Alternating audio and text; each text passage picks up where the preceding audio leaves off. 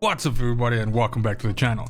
DMZ missions are where it's at. We're busy working our way through season 2 with all of the different factions, but specifically today we are looking at the Crown faction and a tier 2 mission for them called Vehicular Manslaughter. This mission is a two-parter, and that means it's twice as irritating because this expects you to kill 10 enemies with the explosion from a C4 detonated vehicle, and then in the second place we have to kill 4 enemies with the explosion from a C4 detonated helicopter. Now, I tried many different ways of doing this, and in the end, no matter what, this is basically a grind and much of a slog. But essentially for the two different steps, I approached it on two different maps. So in the case of the first one, killing 10 enemies with explosion from a C4 detonated vehicle, I got most of my, if not all of those kills on Al Mazrah.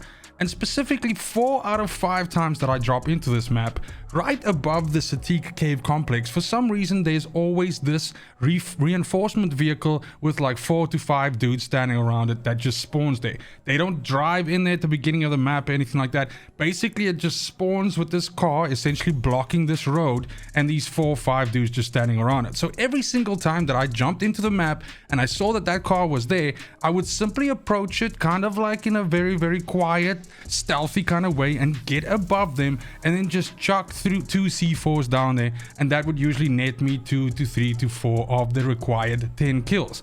Other times I would obviously try to just, as one of these vehicles are driving around, to just throw the C4 onto it and explode it.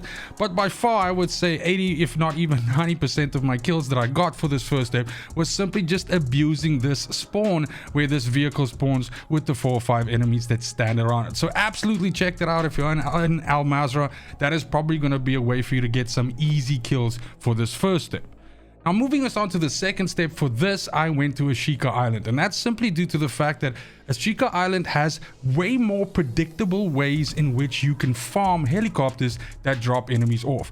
Now, first and foremost, capturing a SAM site generally triggers a lot of these kinds of reinforcements, but just in general, you oftentimes have the small whirly bird choppers that come all the way down onto the deck and then actually deposit some reinforcements and then take off. Now, these are the ones that you're going to have to focus on to get your 4 kills, and essentially as soon as one of these comes hovering in, just sprint over there, and as it comes down, throw the C4 either below where it's going to land or even try and hit the helicopter. Now, you do have to get the timing a little bit right here. If you blow too soon, then it doesn't actually register the kills of the enemy, so you kind of have to wait almost a little while for them to basically get out of the chopper but not too far away from the chopper. And if done right, you will net your kills and you'll hopefully be done with the second part as well as the first part of this mission. That means you're also done with the video. Thank you so much for watching, especially if you made it this far. Let me know if this was also an irritating mission for you.